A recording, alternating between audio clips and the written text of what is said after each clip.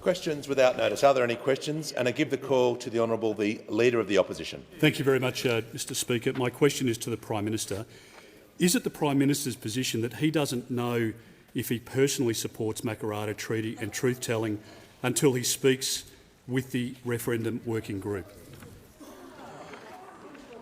Order. The member for Lyons will cease interjecting. The issue of interjecting whilst ministers are approaching the dispatch box or during questions is highly disorderly. I give the call to the Prime Minister. Thanks very much, Mr Speaker. I do note that in the lead-up to the referendum that was held on Saturday, in which Australians, as under our system, determined what their view was on the referendum question that was put for a constitutional recognition of First Australians through a voice to Parliament as a result of the invitation that was expressed at the Uluru Statement from the Heart in 2017. In the lead-up to that, they said that the government was distracted. Yes. I pointed out in the lead-up to that they'd asked every question Order. The Prime Minister Parliament will, about Prime Minister nothing will about pause. cost of living. Prime Minister will pause. Order. The member for Deakin will cease interjecting. I'll hear from the Leader of the Opposition. Well, Mr Speaker, I seek your ruling in relation to relevance, and this is a very tight question. It asked the Prime Minister whether he personally knows what he thinks without having to consult others. Order. Resume your seat. The question. Order. The question asked really for an expression of opinion, but it also mentioned the Uluru, the referendum and the referendum committee. Whilst the question is within order, it should really relate to government policy, not the opinion, but I'm allowing the question and I'll allow the Prime Minister to continue. Yes, Mr Speaker, because once again what we see from the nature of this question is that it suggests the member for Barker that opinion should happen in a vacuum.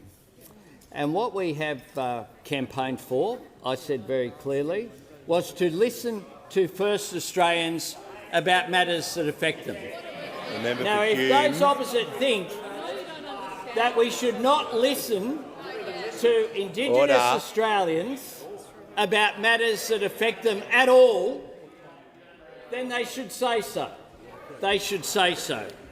But of course we know that that is the case. This is an absolute demonstration once again that the Leader of the Opposition has nothing positive to offer the country. He is all about saying no and opposing change. And yesterday, of course, we saw him change his position between Sunrise and the Today Show. Between Sunrise and Today. It's been on and off again. And of course, the Leader of the Opposition, when it comes to the issue of Indigenous affairs, which is certainly relevant, we know that he found the apology to Stolen Generation so objectionable that he walked out. He couldn't even stay seated there. Of all the 151 members in this House, there's only one person who walked out, and he sits in the Leader of the Opposition's chair. Sits in the Leader of the Opposition's chair. Order. The Prime Minister will return to the question. There is far too much noise. The Leader of the Opposition was heard in silence.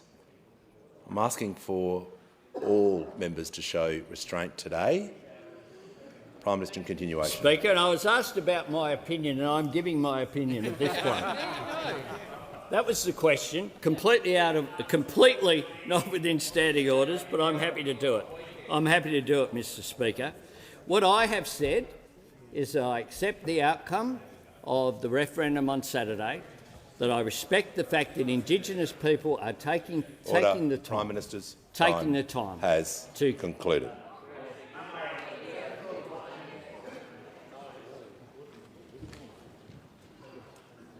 The House comes to order. I'll hear from the member for Boothby.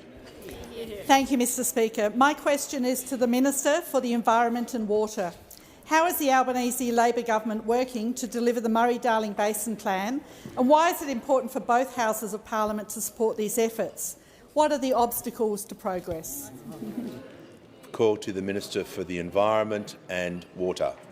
Thank you so much, Mr Speaker, and thanks so much to the member for Boothby.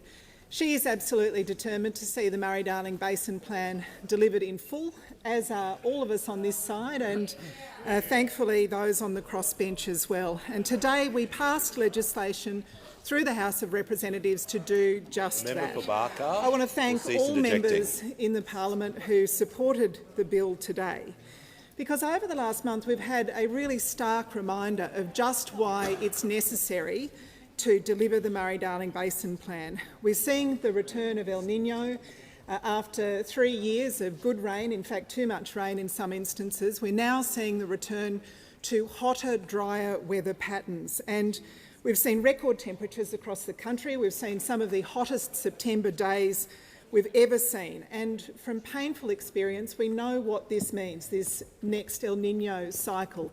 It means less rain, more extreme heat, more bushfire risk, and more pressure on our rivers and on our farmers and on the Murray-Darling Basin system, the source of drinking water for 3 million Australians.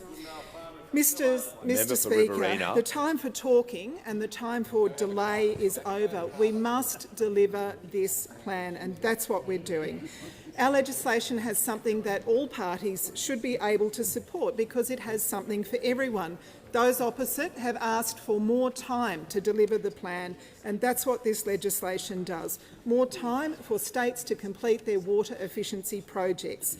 That's precisely what the National Party in particular have asked for. It's what the National Farmers Federation have been calling for. More time. It gives more options as well, allowing for on-farm and off-farm water efficiency projects, for land and water purchase, for counting the excess water recovered under the Bridging the Gap target towards the 450 gigalitre target. All of that means less reliance on voluntary water purchase. Again, something that the National Party should be supporting. Our bill also delivers the full 450 gigalitres of water for the environment, and that's why those sitting on the crossbench and all of our Labor MPs support it, because they know how important this is for the environment. That's why they've worked so cooperatively with us on this bill. And it's why I thank, as well as the independent members, the Greens, for voting for this legislation, and I hope that they will also support this legislation in the Senate. This is one of the largest investments in the environment that any government will ever make. This is 1 million square kilometres of inland Australia, 16 Ramsar-listed wetlands, 35 endangered species, 120 different types of water birds. The proposal is sensible, it is balanced, and I hope others step up to support it. Give a call to the Honourable the Deputy Leader of the Opposition. My question is to the Minister for Indigenous Australians. The Minister has previously stated the Makarrata Commission is, quote, really code for treaty without saying it, end quote. Order. Members on my right will cease interjecting. I need to hear the question, otherwise I'll allow the Deputy Leader to restate a question. I've heard so far, but she'll be heard in silence for the remainder of the question. Is the Minister still committed to treaty and truth-telling? Order. I give the call to the Minister for Indigenous Australians. The Leader of the Opposition, the Prime Minister, will cease interjecting. Thank you, Mr Speaker. And can I thank the member for Farah for her question. The request for a voice to Parliament came from Aboriginal and Torres Strait Islander people. That's why we took it to a referendum. It was supported by so many Indigenous people. In Waiea we thought 92%, the Tiwi Islands 84%, Maningrida 88%, and the polling team that visited Yuendamu recorded 75%. These are remarkable outcomes and tell a very important story in terms of this referendum. Member for Bowman. Of course, we respect the result and accept the decision of the Australian people. Our focus has always been on getting better results for Indigenous Australians. I think that's something that we all agree on. The Minister has concluded her answer. I have.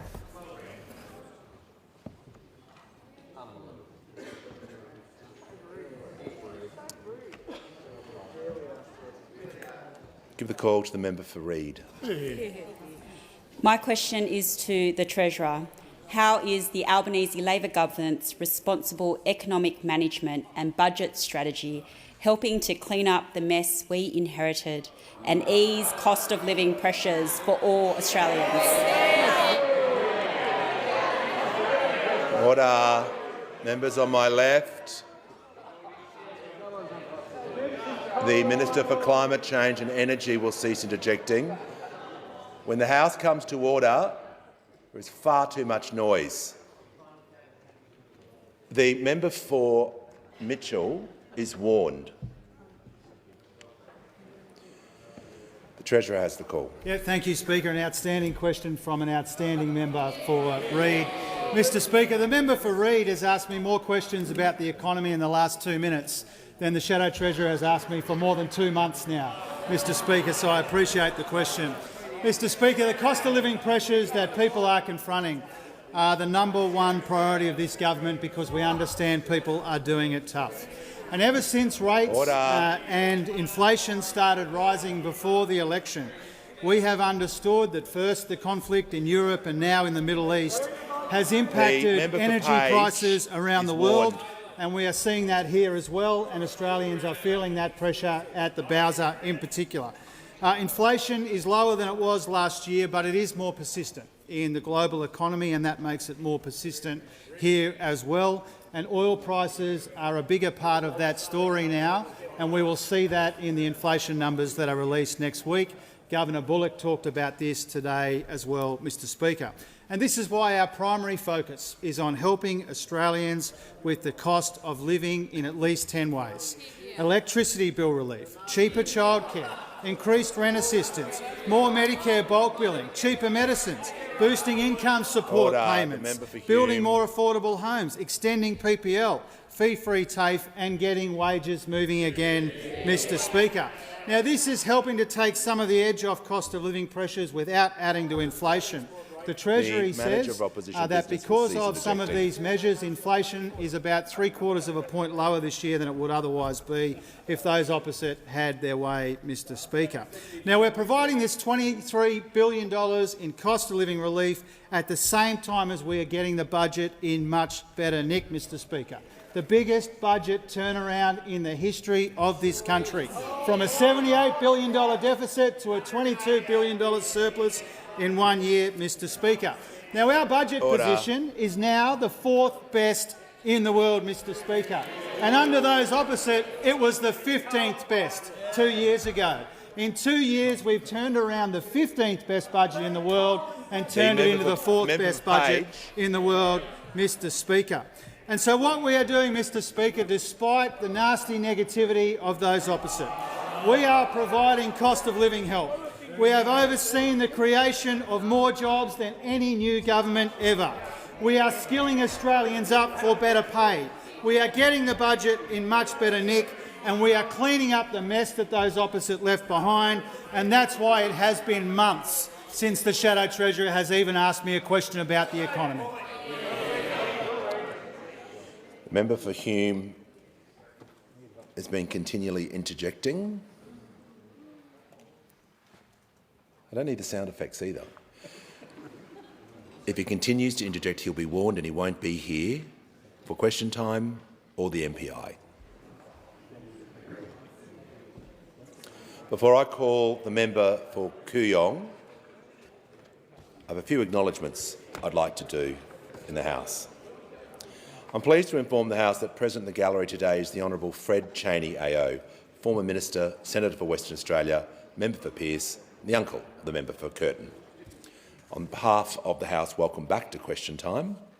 And I'm also pleased to inform the House that present in the gallery today is the Honourable Dick Adams OAM, former Member for Lyons. And I'm also pleased to inform the House that present in the gallery today is the Honourable Jan Stuckey, former Member for Currumbin and Minister in the Queensland Government. I give the call to the Honourable Member for Kooyong. Thank you, Mr Speaker. My question is for the Minister for Infrastructure and Transport. Minister, the ABC recently reported that major car companies are lobbying for multiplier loopholes in the government's fuel efficiency standards. This would distort the reporting so that it would look like they were selling more EVs than they actually are. Will the minister actually formally commit to avoiding these multiplier loopholes in the government's forthcoming fuel efficiency standards? Give the call to the Minister for Infrastructure, Transport, Regional Development and Local Government. Can I thank very much the member for Ryan for the question. I know this is an issue, Kooyong, for the question. I know this is an issue very important to her and to her electorate, but also to the whole country. We know that the Albanese government, wants Australian households and businesses to reap the benefits of modern, cheaper, low-emissions cars. Australia, alongside Russia, we are one of the two countries that do not have fuel efficiency standards, and we have, frankly, the previous government to thank for that legacy.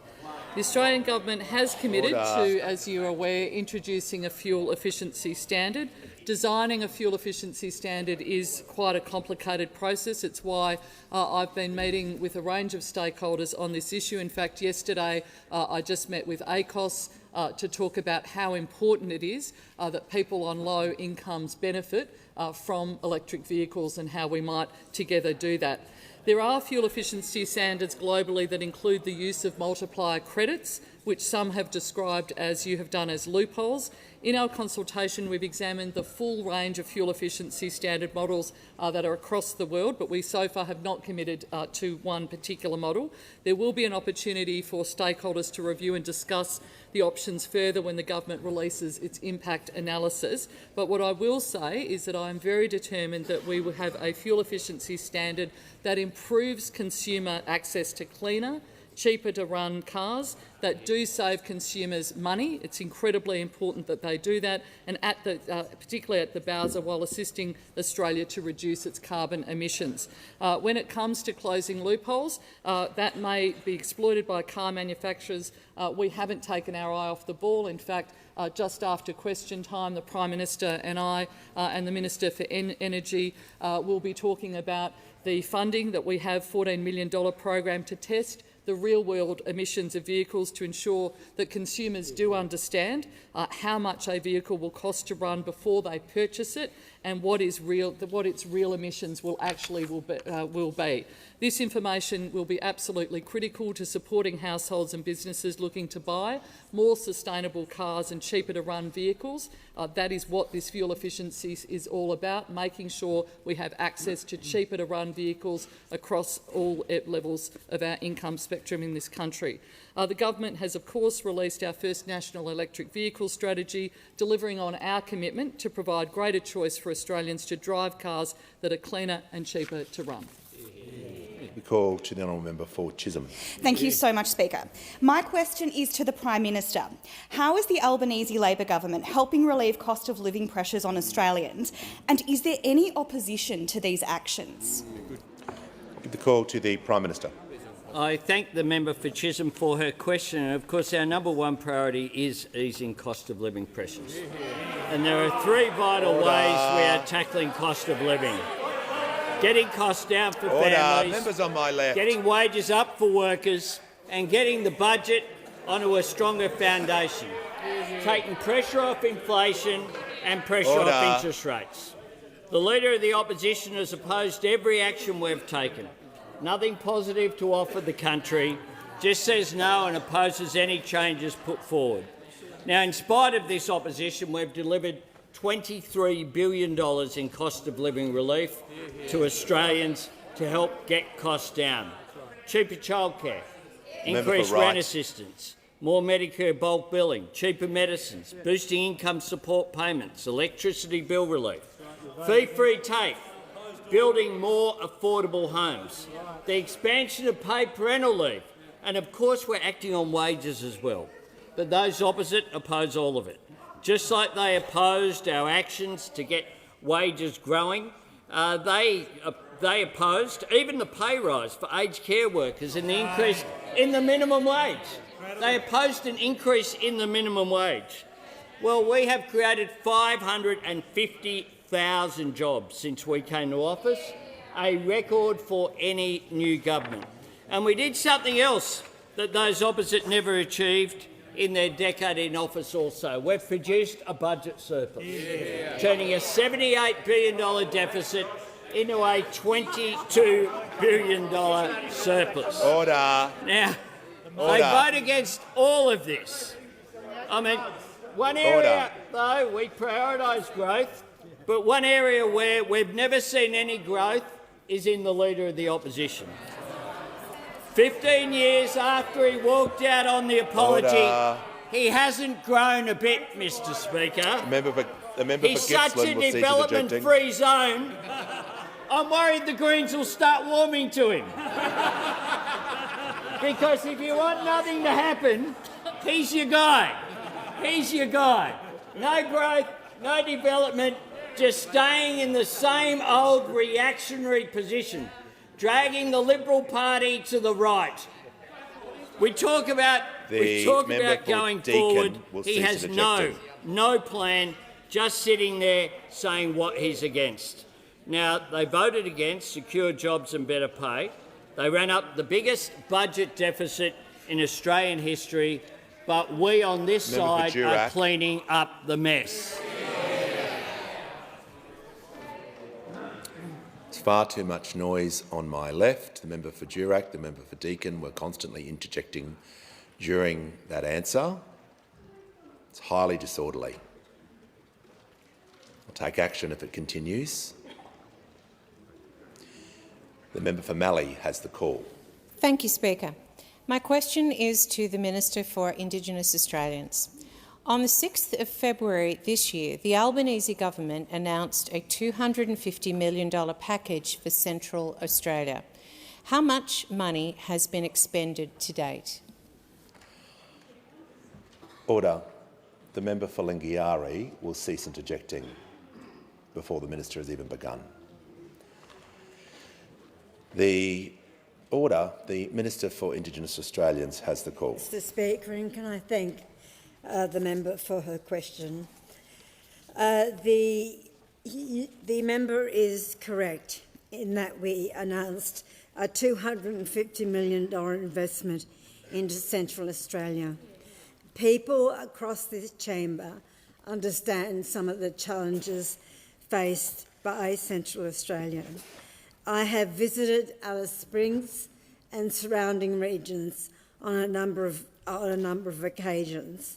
When we first got to Central Australia, because of the actions of the previous government, youth services were about to close. 25 about to tell you if you stop. $25 million was expended to keep those youth services open. That's the first thing. The second thing is recently I announced an $18.4 million package in terms of FASD, ADHD and other neurological issues faced by children in Central Australia. The Congress of First Peoples, which is the Aboriginal Medical Service out there, means that they can reach double the number of children that were previously part of the FASD program. We have also expended money through Minister Clare, $40.1 million in terms of the schools right across Central Australia.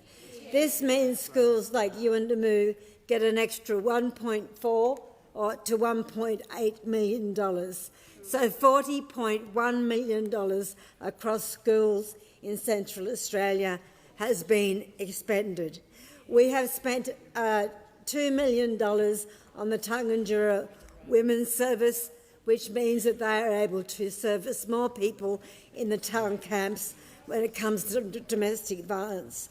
We've expended over $100,000 in Katherine in terms of the legal service there, but that particularly serves women that have been victims of domestic violence. And we are laying out plans now, working with the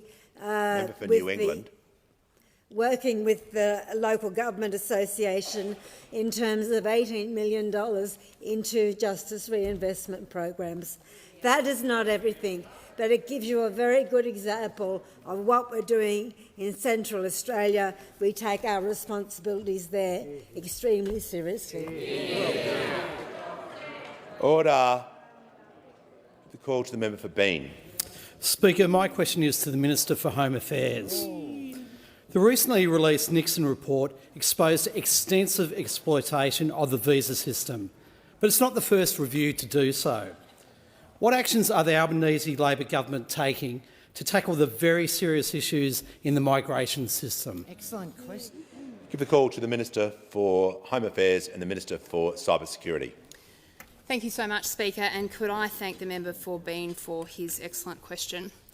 I've spoken to the House this week about the Nixon report and its findings about the serious and systemic failures in our migration system.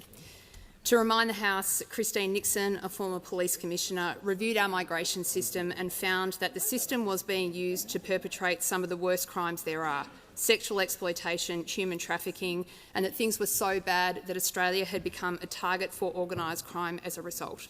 And she found that the root causes of this problem were delay and a profound lack of enforcement, overseen by the opposition leader who sits opposite me now. Now, what we know, Speaker, is that the opposition leader cannot claim to have not known about these problems while he was minister, because there was report. The minister will pause. The member for Deakin will leave the chamber under 94A. When you're told to cease interjecting, that's the time to cease interjecting. The minister in continuation. Thank you, Speaker. The opposition leader can't claim to have not known about these problems because while he was minister, he received repeated reports that told him some variation on this subject.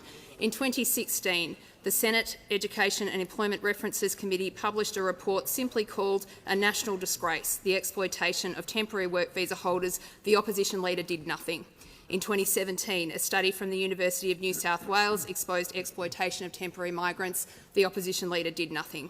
In 2018, the Fair Work Ombudsman released findings of a 4-year inquiry showing widespread non-compliance amongst employers. The opposition leader did nothing.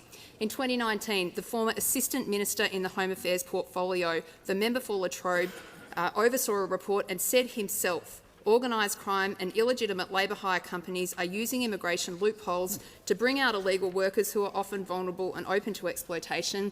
This represents an orchestrated scam that enables these criminal elements to exploit foreign workers in Australia. The opposition leader did nothing. Speaker, 5 reports in 6 years, all of them ignored by the opposition leader, who refused to do the hard work to fix this system. Instead, he focused his energy and attention on building a completely hypocritical public reputation on being a tough guy on our borders when he was absolutely the opposite. Speaker, we are taking a different approach. Order. We are taking serious action because we are serious about this problem. Now, this work is going to take a bit of time, but I can tell the parliament we have done so much already. We've rebuilt the immigration compliance section in our department. We've given new powers and funding to those that regulate migration agents. We've invested an additional $50 million in making sure people follow the rules. Speaker, the Nixon review is a 44-page indictment on the opposition leader and the incompetent way he managed our borders. I spoke yesterday about one case where a criminal walked into our country and set up an exploitation ring, just as he had done in another country. The opposition leader let him into Australia and let him stay, bouncing from visa to visa to visa. Well, our government kicked him out and put a lifetime ban on him ever returning to our country. Concluded. The call to the honourable member for Hume. Thank you, Mr. Speaker. My question is to the Prime Minister.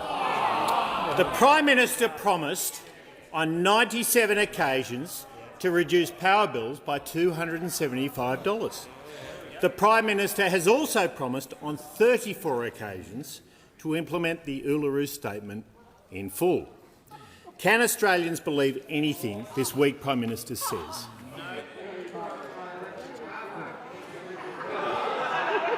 Order. Members, the Minister for Home Affairs will cease ejecting. The member for Hunter will leave the chamber under 94A. Order. Interjecting before a minister or Prime Minister speaks is highly disorderly. The Prime Minister has the call. It will be very difficult to not be relevant to that question, given I think it was about the voice, it was about energy, climate change, it was about a whole range of things and commitments. We committed, prior to the election, to having an energy policy. Just one. Just one? And we got one. We got one. We've got one with a net zero by 2050 target, with a 43% reduction business by 2030, and the member for with a Hume. safeguard mechanism system in place to drive down the emissions of the top emitters in an orderly way so that business can have certainty to invest. We committed to re-engaging with the world on climate change, and the visit from our friend, the Prime Minister of Fiji, is another reminder that instead of being in the naughty corner, as Australia was in the Pacific, in our region when it comes to climate change, we are now constructive contributors when it comes to climate change. We also, of course, committed to having a referendum when it comes to the constitutional recognition through a voice to Parliament. We said we would do it, we did it, and the Australian people had their say, and we accept that outcome as we should in our democratic process. But those opposite, of course, have a different position every single day. And the opposition leader, of course, has been called out for the fact that he makes things up regularly, sometimes several times a day. David Crowe in the Herald spoke about... Order. Just ask the Prime Minister to pause so I can hear from the member for Moreton. Will not be interjecting any more during question time. The member for Hume on a point of order. Relevance, Mr Speaker. We've given him 2 minutes and 20 seconds, and he is not talking about the question. The question was very specific. Resume your seat. Resume your seat. The question said at the end, can Australians believe anything the Prime Minister says? That was in the question. Can Australians believe anything the Prime Minister says?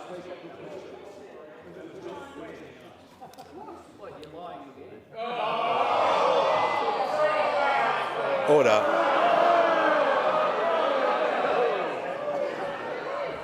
Order. Yep. I'll call the Manager of Opposition Business. Parliamentary language, and the Prime Minister should immediately withdraw that. To assist the House, I'm just going to ask the Prime Minister to withdraw. I'm just going to ask the Prime Minister to quickly withdraw. We all heard the question. I was answering the question. Okay, read the question. Go on. Take up more. Well, if you take your seat for a moment, just ask the Prime Minister to quickly withdraw to assist the House. I withdraw. If it helps the House, and to assist the House, as I'm always pleased to do, I can repeat the I can repeat the question put by the Shadow Treasurer. Can Australians believe anything this week Prime Minister says? That's what he said. The Deputy Leader of the House has the call. That is a complete abuse of standing orders. We allowed the Shadow Treasurer, because he has so little time at the dispatch box, to make a ridiculous point of relevance the Deputy Leader with of the House, the most wide-ranging question. The Deputy Leader of the House will. I thank the order. The members on my left will cease interjecting. I thank the Leader of the Opposition for his assistance, and I thank the Deputy Leader of the House for his assistance. Win-win. Now, the Prime Minister has 40 seconds remaining. I'm just going to ask him to return to the question. Mr Speaker, the Shadow Treasurer, who's incapable of asking a question of the Treasurer about the economy, who puts in every now and again an MPI, hoping that no one will be here to listen. Every day. In prime time, later in the afternoon, here's a joke. Order. When the House comes to order, the member for Latrobe. I'll hear from the member for Macon. Thank you, Mr Speaker. My question is to the Minister for Defence Industry. How is the Albanese Labor government ensuring the Australian Defence Force has the weapons and equipment needed for Australia's national security? And why are improvements in defence capability acquisition needed after a wasted decade in defence procurement? Give a call to the Minister for Defence Industry and the Minister for International Development and the Pacific. Thank you, Speaker, and I thank the member for Macon for his question. Speaker, the Albanese Labor government is providing the critical capabilities that Australia needs to maintain our national security. The Minister will pause. Unlike the opposition, the Minister will pause we're a not moment. governing via the Minister media will release. Pause. The Minister will pause. There is far too much noise. I can't hear a word the Minister is saying. The Leader of the Opposition is not helping, and he will cease interjecting. The question was heard in silence. I'm going to ask for silence for the remainder of this Minister's answer. Order. The Minister has the call. Thank you, Speaker. As I was saying, unlike the opposition, we don't govern via media releases. We're bringing forward capabilities to deal with our strategic circumstances. We brought forward the Army's new infantry fighting vehicles, so much so that the last one will come off the production line before the first one would have started under those opposites. We're also urgently fixing the defence procurement misses left by the opposition leader when he was the Defence Minister. We're fixing things such as the battlefield airlift aircraft that can't fly into battlefields. We're repairing the patrol boats where the opposition leader allowed the use of imported rusty aluminium. Imagine that. The Defence Minister's allowing rusty aluminium to be imported. We're also now fixing a significant issue with our Navy supply vessels. These are the massive supply ships. The Minister will pause. The Minister will pause. There is far too much noise. The Leader of the Opposition will cease interjecting. Order. The Minister will resume his seat. There's far too much noise. There's now a general warning issued to the entire House, which means if people continue to interject, they will leave. Without a warning, the disruption will not continue. The Minister in continuation. We're also now fixing a significant issue with our Navy supply vessels. These are the massive supply vessels that the opposition, when they were in government, offshored. They allowed these vessels to be built in a foreign country because they didn't believe in Australian manufacturing. And now we're seeing serious issues with the quality of work. We've just discovered that metal is leaching from some of the pipes into the drinking water in parts of the ship.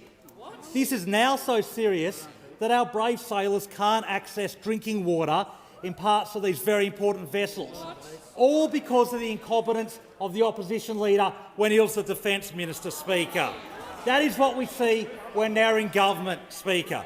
We're also fixing issues through our reforms to the defence procurement process. We will repair the damage done by the opposition leader when he was in government. Days before the last election, the Defence Minister at the time, the now opposition leader, announced he was throwing out a tender process and sole sourcing a particular drone used by a particular number of countries. Those countries were Russia, Myanmar and China. That's the quality of the work from the opposition leader. We've now taken action and reversed that decision. Our government is serious about taking reforms on defence, fixing the projects that he allowed to slip. Under his role as Defence Minister, 28 major projects were running 97 years late and $6.5 billion over budget.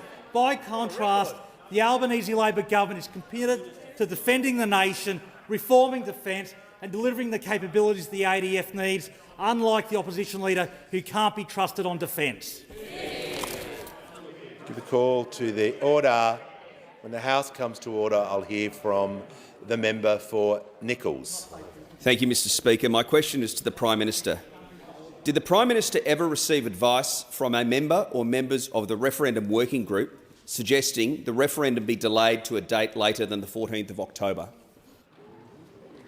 Give the call to the Prime Minister. No, Mr Speaker, is the answer to the question. Indeed, Yunupingu had this to say, Mr Speaker, when talking about the Uluru Statement from the Heart and about what needed to happen. He said this: "So the task remains to reconcile with the truth, to find the unity and achieve the settlement. A Prime Minister must lead it and complete it. The leader of the nation should accept his or her commission and simply say what he or she thinks is right and put that forward for the nation to correct or to accept or to reject. Let us have an honest answer from the Australian people to an honest question." Mr Speaker, we did that. And I note that very insensitively last week the Leader of the Opposition raised Yunupingu, something that I know from speaking to some of the leaders in the Yolngu people there in Arnhem Land. They were terribly offended by, given the role that Yunupingu played in the Uluru Statement from the Heart. So that's something for the Leader of the Opposition to consider. But I note as well, that the Leader of the Opposition in the other place had this to say: "The perceptions of intolerance created by some hasn't just cost the votes of those who feel judged, it has hurt the Liberal Party among all people who reject nastiness or divisiveness." They're the words of Senator Simon Birmingham, the Leader of the Liberal Party in the Senate. And, of course, in this chamber, the member for Bass has had to say that I think the party needs to stop ideological dog whistling. Mr Speaker, we had a referendum in accordance with the commitment that I gave to the Australian people. We had it at a time, 18 months in, which was similar to what John Howard promised in 2007 he would do. We did it to separate it away from when elections would be, and we did it. Anyone who had a look at the parliamentary sitting timetable could have worked out some time ago what the options were for dates of the referendum. I outlined, indeed last year, post my speech to Gama, where I outlined the draft. We changed that, of course, in accordance with the advice that we got, but we also outlined a timetable of when the referendum would be held. Give the call to the honourable member for Higgins. Thank you, Speaker. My question is to the Minister for Skills and Training. How will the Albanese Labor government's landmark 5-year National Skills Agreement embed national cooperation and strategic investment in our vocational education and training sector after a wasted decade? And what has been the response to the agreement? Call to the Minister for Skills and Training. Speaker, can I thank the member for Higgins for her question and her strong support for the vet sector. Speaker, we have, of course, landed a very important, landmark agreement for the vet sector, reaching an accord with the state and territory governments. And I want to thank the Prime Minister for making that happen finally this week. I'd like to thank my counterpart ministers in all state and territory governments for working with me over the last 12 months to make sure we did that, because we need to ensure that we have an agreement that can drive skills, that can supply the skills in areas of demand. We have very major challenges in sectors of our economy, the transformation of the energy sector, making sure that we've got greater sovereign capability, ensuring we respond to the labour and skill supply in the care economy, just to mention a few. And I'd like to thank those ministers for their very collaborative efforts to date. I'd also like to inform the House, if I may, the response by industry to this agreement, because this really does, I think, underline that we are working across the economy, constituent parts of the economy. The Australian Chamber of Commerce Industry CEO Andrew McKellar has said with respect to the agreement that the best way for Australia to avoid recurring skill shortages is to invest strongly in training Australians. This new agreement has inbuilt features to prevent further skill shortages. The Business Council of Australia CEO Brand Black spoke of the vital role the vet sector must play in developing critical skills needed to meet current and future workforce needs. The ACTU and AEU called the skills agreement a game changer that will make an incredible difference to working people and the next generation coming through. That's right, unions. You heard the word? That's all right. Is that okay? It triggered him. Order. And Innes Willocks, can I quote Innes Willocks? Is that okay? Innes Willocks, head of the AI Group, said that this agreement could not be more timely, and he called it an historic and economy-changing plan. That's what Innes Willocks said about this agreement, if that's okay with you. And he's right, of course, Speaker, to fix the massive skill shortage that we inherited, to rebuild and renovate the vet sector. We needed to have this agreement. And can I say, it is the first national skills agreement in a decade. In a decade. What were you doing over those last 9 years? Nothing. Completely incompetent, unable to deliver any decent agreement with respect to skills and training in this country. Speaker, we have the Deputy Leader of the Opposition calling fee-free TAFE wasteful spending, and yet 215,000 Australians are enrolling courses of demand to supply the skills that our economy needs, that businesses need, that workers and students need, and we'll continue to work with state and territory governments and industry to supply those needs. Just before I call the member for Goldstein, I just want to remind ministers, I didn't want to interrupt during the answer, under page 504 of Practice and Standing Order 65A, it's not acceptable to say you when speaking to another member in the chamber.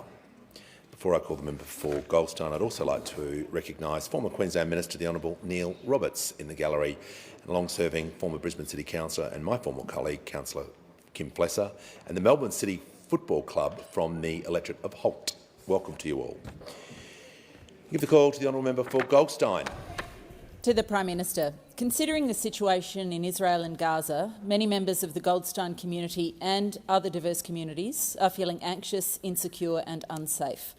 When can vulnerable institutions in our communities, including synagogues and schools in Goldstein and surrounds, expect to get access to fast-tracked grants promised by the government or other support? Give the call to the Prime Minister. I thank the member for Goldstein very much for her question. I thank her for engagement. We had a meeting along with some others yesterday at which this issue, of course, was one of the issues that was raised. The government earlier on this week, I announced the additional $10 million that the Cabinet made a decision of on Monday to add to the $40 million that we committed to the Securing Faith-Based Places program. I can indicate to the member for Goldstein that today the government is awarding the $50 million program in full to help keep Australians across the country being able to practice their religion in a safe way. The Albanese government is committed to ensuring that people of all faiths can live in Australia free from violence and discrimination. The $50 million Securing Faith-Based Places program grants will improve security at religious schools and preschools, places of worship and faith-based community centres. Grants have been approved in every state and territory across different faith communities, including, of course, the Jewish community and the Islamic community, who are both feeling particularly vulnerable at the moment. The Securing Faith-Based Places program helps protect Australians from crime and violence motivated by religious or racial intolerance by funding security infrastructure, and that is why it is an important program. Can I say as well, Mr Speaker, that we have seen a devastating loss of innocent life since the heinous attacks on Israel by the terrorist group Hamas. The scenes that we've seen today from the explosion at a Gaza City hospital are deeply distressing. It is clear there has been a devastating loss of life, and our thoughts are with those killed, those injured and their loved ones. The protection of civilian lives must come first, and respect for international humanitarian law is absolutely paramount. We condemn as a government any indiscriminate attacks and targeting of civilian infrastructure, including hospitals. Australia joins with others in calling for international law to always be upheld. Mr Speaker, every innocent life matters, whether Israeli or Palestinian. Every innocent life matters. And here in Australia, where we can be, I think, a microcosm for the world, where people overwhelmingly live in harmony next to each other, enriched by the diversity of communities like the member for Goldsteins and my own and the electorate of Grayndler. I see our diversity as a strength, but we need to cherish it and we can't take it for granted, and that's why we need to work as well and follow the advice of the Director-General of ASIO as well, and work with all community leaders to make sure that harmony is maintained in this nation. Indulgence, the Honourable the Leader of the Opposition. Thank you very much, Mr Speaker. On indulgence, I join with the Prime Minister's remarks, and Prime Minister and I spoke on Monday in relation to these matters, and included in that conversation was a conversation about the support for communities to increase safety, and we very much support the government's announcement. Obviously, when we were in government, there was a significant effort undertaken to provide support to faith-based organisations, and others in the community that felt a vulnerability, and obviously that is heightened at this point in time. The tragic circumstances that we see, as we commented on at the beginning of the week, and to the great credit of this chamber, where there was a bipartisan position in condemning the actions of the terrorist group Hamas, and nobody wants to see loss of any civilian life, and the conduct of Hamas in telling people to stay in harm's way is a deplorable act, but not the first and not the last, we are sure of that. To the Islamic communities here in our country, to people of Jewish faith, to people of any faith, they deserve to live in our country unencumbered by racism, by prejudice, or by attacks otherwise, and this parliament has and always will stand for those principles, and we support the government in those endeavours. Give a call to the honourable member for Wills. Thank you, Mr Speaker. My question is to the Minister for Early Childhood Education. How is the Albanese Labor government building a strong and sustainable early childhood education workforce by investing in quality training and helping educators to build their skills? Call to the Minister for Early Childhood Education and the Minister for Youth. Thank you very much, Speaker, and can I thank the member for Wills for his question. Mr Speaker, in this role I have an absolute privilege of getting to visit early childhood education centres, meeting with the wonderful dedicated professionals who are educators and teachers, and most enjoyably, of course, meeting with the children at those centres. And all of them are memorable, but the one that I visited with the member for Wills was particularly memorable. It was the Lake Park Bilingual Kindergarten in Coburg, where we sat with the children and heard a story read to us in Italian, a wonderful example of the benefits of early childhood education and care and the transformative nature that it has for the lives of children.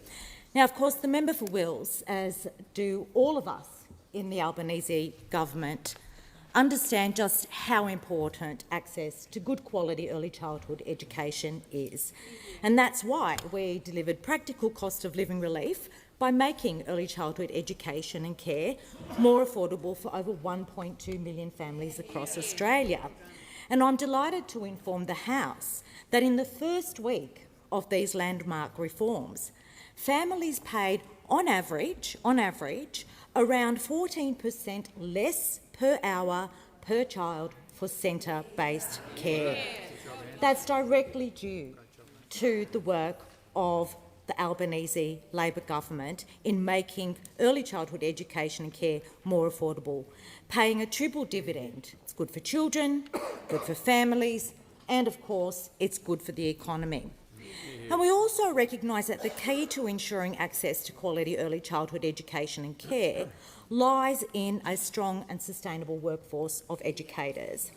And since the Albanese Labor government came to office, I'm pleased to inform the House that there are over 14,000 new educators in the sector and 123,000 in training pathways, in no small part due to the efforts of this government through fee-free TAFE. And the Certificate 3 in Early Childhood Education and Care is the most popular fee-free TAFE course right across Australia.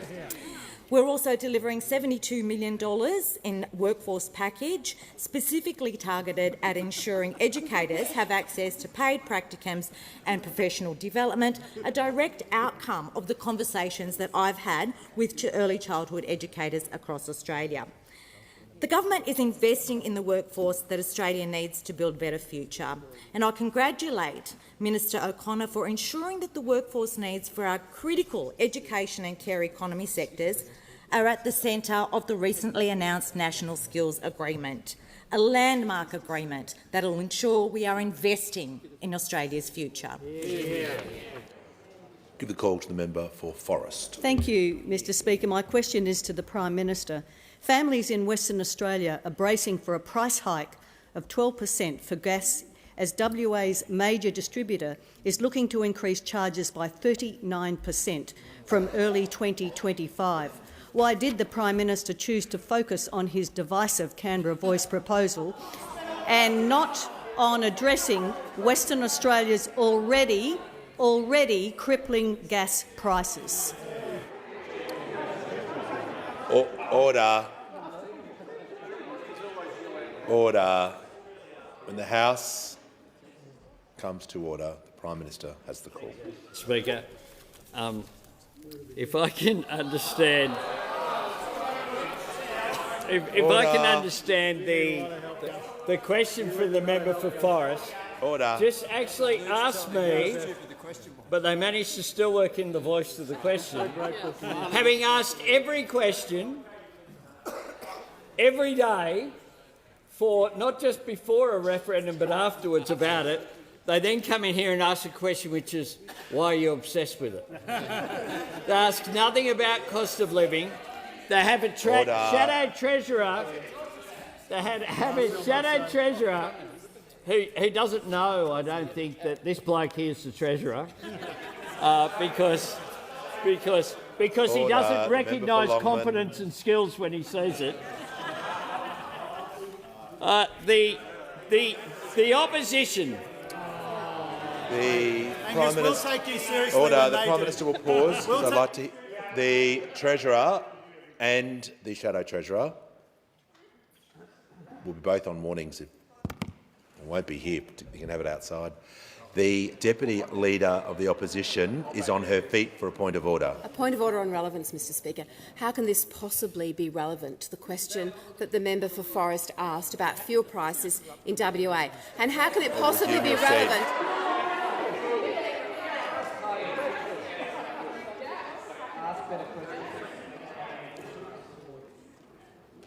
The Prime Minister was asked a question about power prices and particularly regarding Western Australia, and then the remainder of the question was about the referendum when other issues could have been focused on. So I'm just going to listen carefully to the Prime Minister. I'm certainly talking about the part of the question which said, what is it that we're concentrating our efforts on? And we have been working on cost of living measures, including, pleased to say, there's an urgent Medicare urgent care clinic heading to Bunbury, your way. One of the ones that is the Minister for Climate Change. That is coming. No doubt when we go and open it, you can organise a demo or something. But we of course, the member opposite voted against the measures that have put downward pressure when it comes to gas. They voted against it.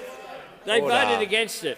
They voted against cheaper childcare, increased rent assistance, more Medicare bulk billing, cheaper medicines, boosting income support payments, fee-free TAFE. They're against all of that, Mr Speaker, because their concentration on issues, they've asked this year one question about AUKUS or international national security. Now we're in a situation whereby we're in a globally uncertain world.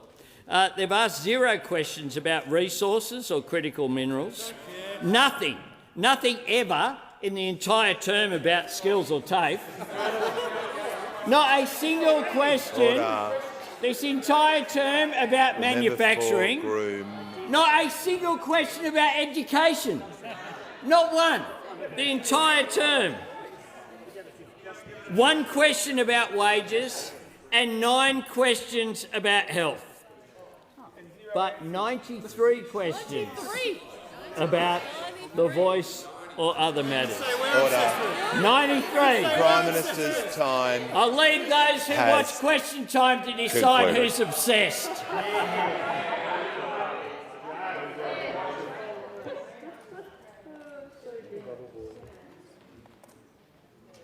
I'll hear from the member for Swan. Thank you, Mr Speaker. My question's to the Minister for Social Services. How is the Albanese Labor government delivering incentives to help more Australians take up work as one of the immediate actions of the Employment White Paper? Give the call to the Minister for Social Services.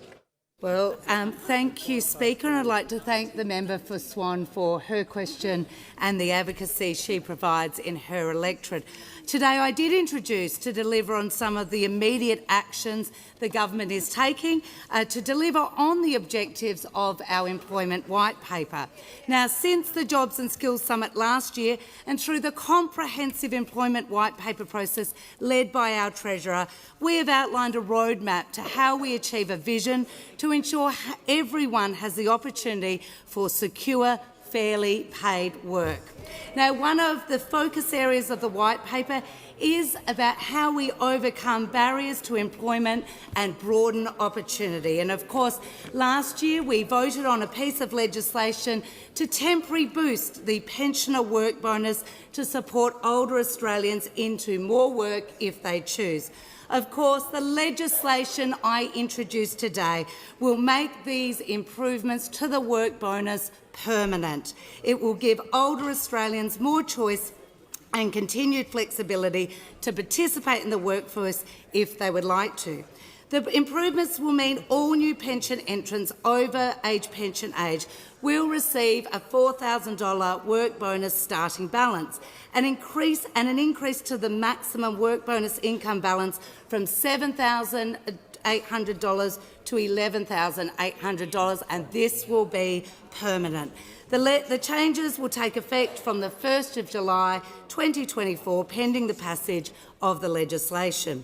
This will ensure that there is no gap between the existing temporary measure and the commencement of the new ongoing provisions that we know are a positive incentive for older Australians. Now, this change has been endorsed by the CEO of the Council of the Ageing, Patricia Sparrow, who said the incentive allows those who do wish to do more work to do so, and she called these changes a great step forward. Ian Henschke from National Seniors said this puts more money into the pockets of working pensioners.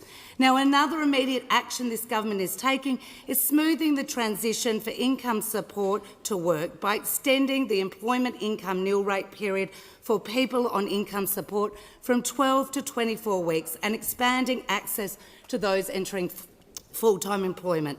This measure is designed to address concerns that losing access to benefits or having to reapply and wait for income support acts as a discouragement to taking up work, particularly short-term and casual work.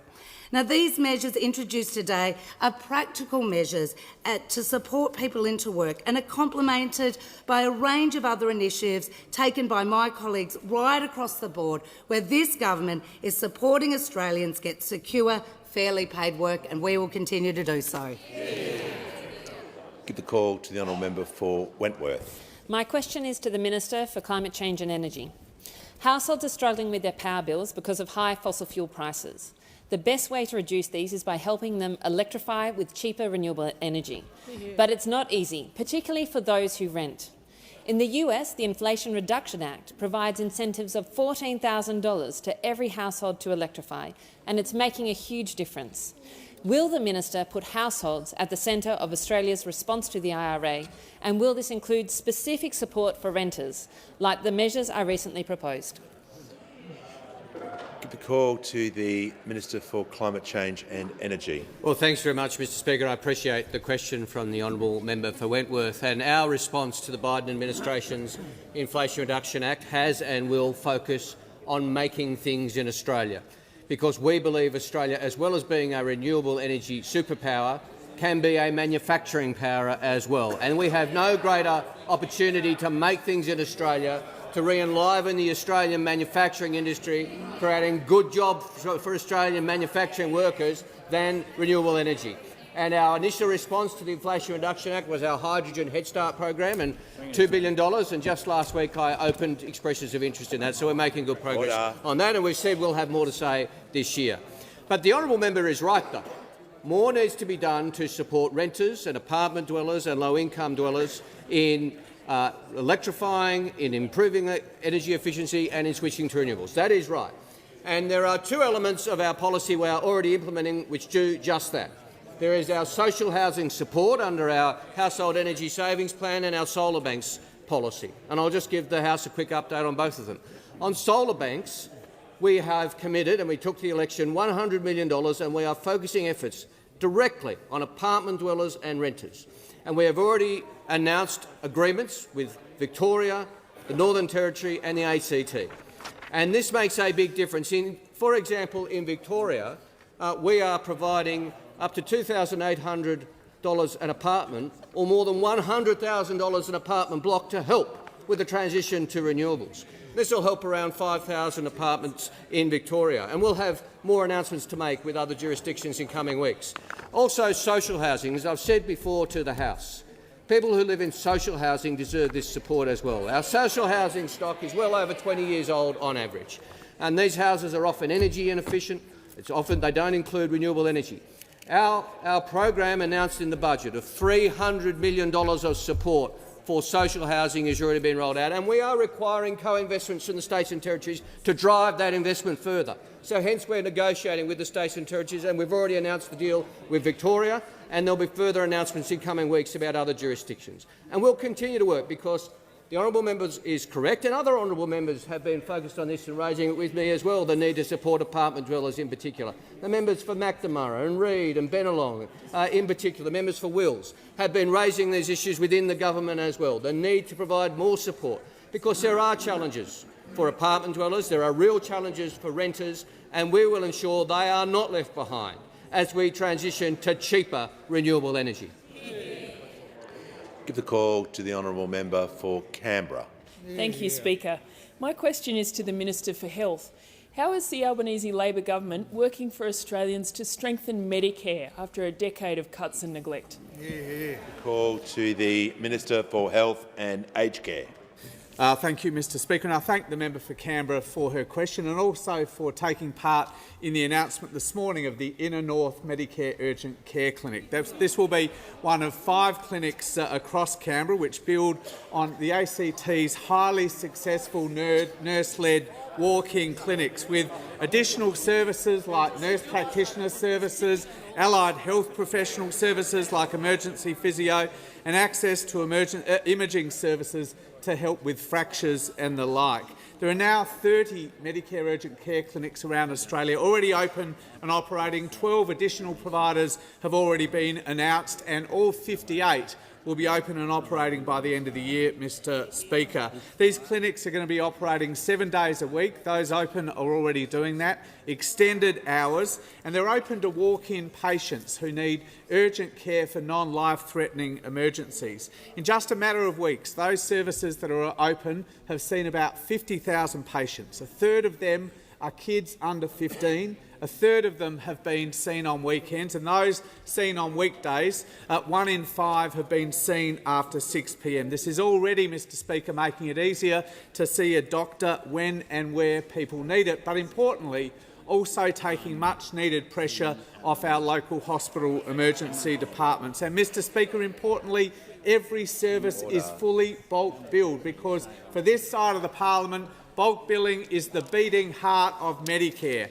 After 10 years of cuts and neglect to our Medicare system, bulk billing we know has been in serious decline and gap fees have been rising. The member for Canberra knows that as well as anyone, because here in the ACT we have some of the lowest rates of bulk billing in the country. And none of this was an accident, Mr Speaker, because the Liberal Party has never supported bulk billing. We remember John Howard called it an absolute rort. The Leader of the Opposition, when he was Health Minister, complained that there were, in his words, too many free Medicare services. Well, he took care of that, Mr Speaker. He took care of that, famously trying to abolish bulk billing altogether, making every single patient pay every single time they visited a doctor. And when he couldn't get that through the Senate, Mr Speaker, instead he started a 6-year-long freeze of the Medicare rebate. Well, our approach could not be more different, Mr Speaker. The centrepiece of our budget delivered by this Treasurer in May was the biggest investment in bulk billing in the 40-year history of Medicare, tripling the bulk billing incentive, a measure that takes effect in just 2 weeks' time, making it easier for 11 million Australians to see a doctor free of charge. That's working for Australia to strengthen Medicare. Call the Prime Minister. Mr Speaker, I ask that further questions be placed on the notice paper. I give the